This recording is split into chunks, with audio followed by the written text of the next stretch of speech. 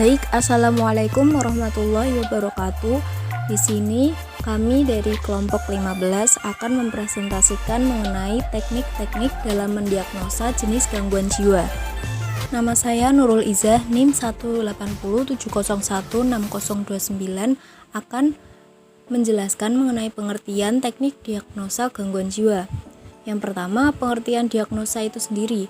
Menurut Carpenito, diagnosis adalah penilaian klinis tentang respon aktual atau potensial dari individu, keluarga, atau masyarakat terhadap masalah kesehatan atau proses kehidupan. Rumusan diagnosis yaitu permasalahan berhubungan dengan etiologi dan keduanya ada hubungan sebab akibat secara ilmiah. Nah, kemudian pengertian gangguan jiwa. Gangguan jiwa merupakan psikologik atau pola perilaku yang ditunjukkan pada individu yang menyebabkan distres, menurunkan kualitas kehidupan dan disfungsi. Hal tersebut mencerminkan disfungsi psikologis, bukan sebagai akibat dari penyimpangan sosial maupun konflik dengan masyarakat. Sedangkan menurut Keilat, gangguan jiwa merupakan pola perilaku sindrom yang secara klinis bermakna berhubungan dengan penderitaan, distres, dan menimbulkan pada lebih atau satu fungsi kehidupan manusia. Menurut APA atau American Psychiatric Association mendefinisikan gangguan jiwa pola perilaku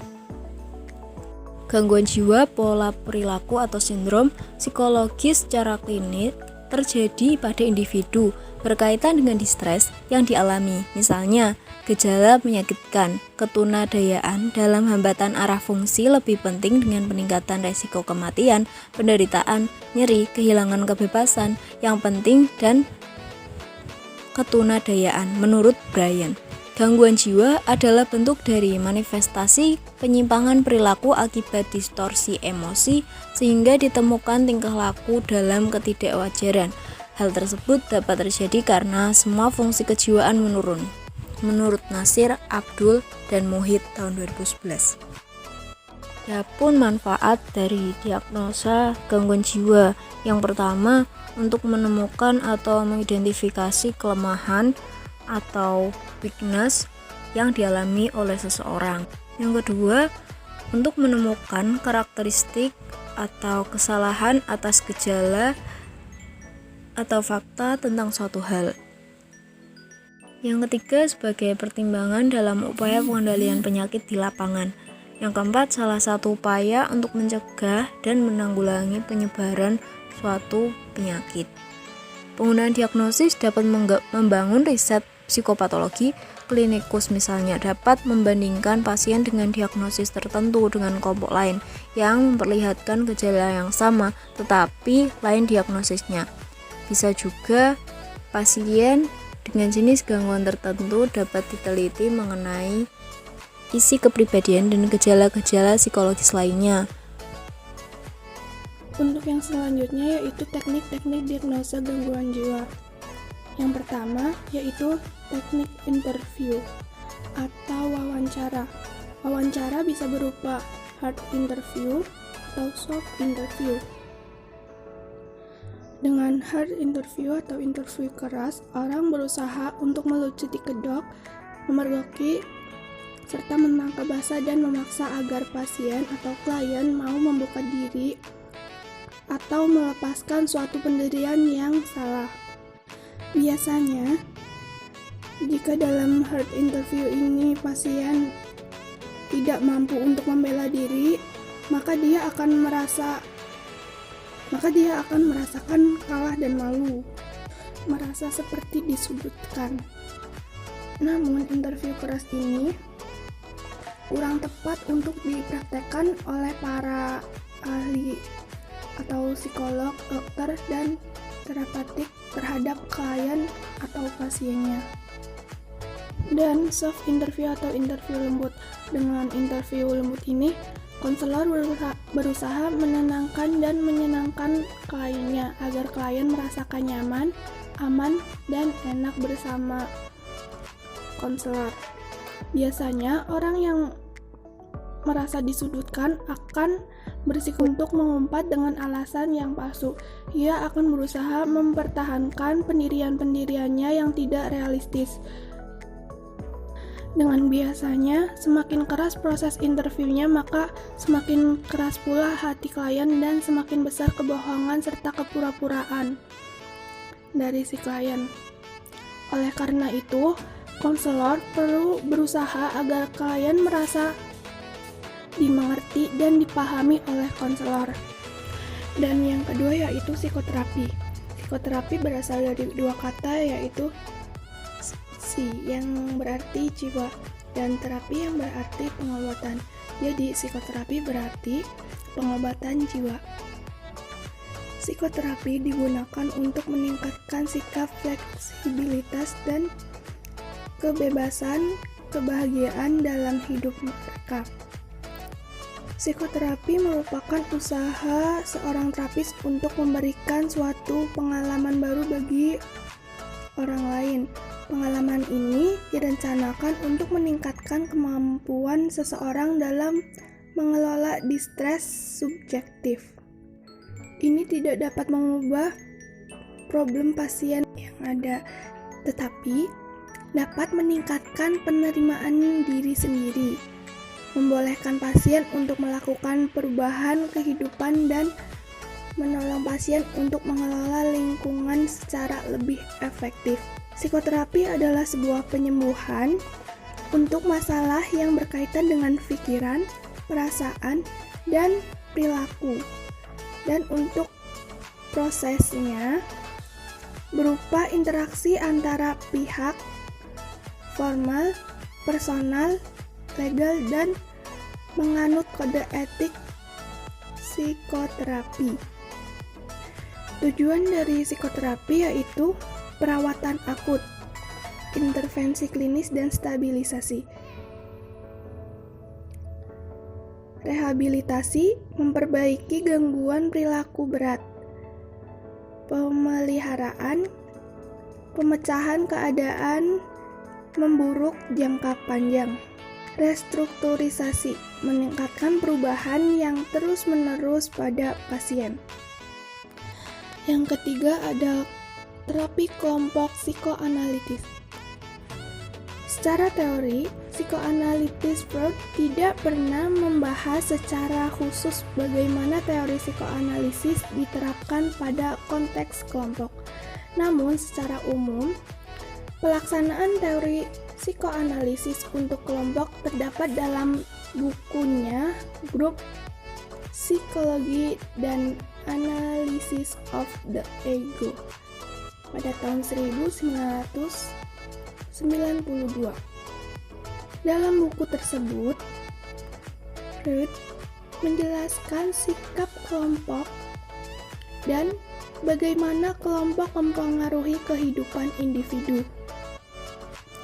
Freud menarik kesimpulan bahwa kelompok sama dengan gerombolan, dan pimpinan kelompok berfungsi sebagai pengganti parental figure. Freud juga menekankan pentingnya perkembangan ego dalam suatu konteks kelompok dan rekonstruksi unit keluarga antara anggota kelompok. Terapi kelompok psikoanalitis dilakukan dengan cara kelompok yang terdiri atas 6 atau 7 klien. Dan persidangan berlangsung 2 kali dalam seminggu selama kurang lebih 1/4 jam sampai dengan 1,5 jam. Kelemahan dari psikoanalisa ini sendiri yaitu menyita waktu yang cukup lama dan banyaknya persidangan yang harus dilakukan oleh terapeutik atau klien. Sedangkan kelebihan dari kelompok psikoanalitis ini yaitu klien mendapatkan umpan balik yang lebih banyak dari teman sekelompoknya mengenai sikap, perasaan, pikiran, kekeliruan, kelemahan, dan lain sebagainya jika dibandingkan dengan dialog antara klien dan terapeutik saja. Dan biasanya dalam kelompok, masing-masing individu lebih berani untuk melontarkan kritik pada teman sendiri daripada dalam analisis individu dengan terapi. Kelebihan yang ketiga, kritik dari banyaknya orang umumnya akan lebih memberikan pengaruh yang lebih meyakinkan daripada kritik dari satu orang saja. Kelebihan yang keempat, yaitu perubahan pikiran, perasaan, keinginan, dan sikap akan lebih mudah dilakukan dalam situasi kelompok daripada dalam analisis individu. Percakapan bersama-sama yang erat dimulai oleh emosi-emosi dari teman sekelompoknya akan menumbuhkan asosiasi-asosiasi yang lebih kaya pada setiap individu. Lalu perlawanan, tangkisan, dan mekanisme-mekanisme pertahanan diri yang negatif akan lebih mudah untuk dipatahkan dalam situasi kelompok, dan proses penyadaran perasaan-perasaan dan impuls-impuls pada umumnya akan berlangsung dengan lebih mudah karena dilontarkan kepada teman-teman sekelompoknya. Dan kelebihan yang ke-8 yaitu kelompok merupakan sarana utama untuk melakukan social learning bagi klien, yaitu dipakai sebagai alat dan area untuk belajar bergaul dengan macam-macam individu. Dan yang terakhir ada terapi tingkah laku. Usaha dalam tingkah laku manusia itu dapat dimunculkan oleh adanya dorongan aktif dari dalam dan dorongan untuk memenuhi kebutuhan hidup. Aspek penting dalam tingkah laku manusia adalah proses belajar.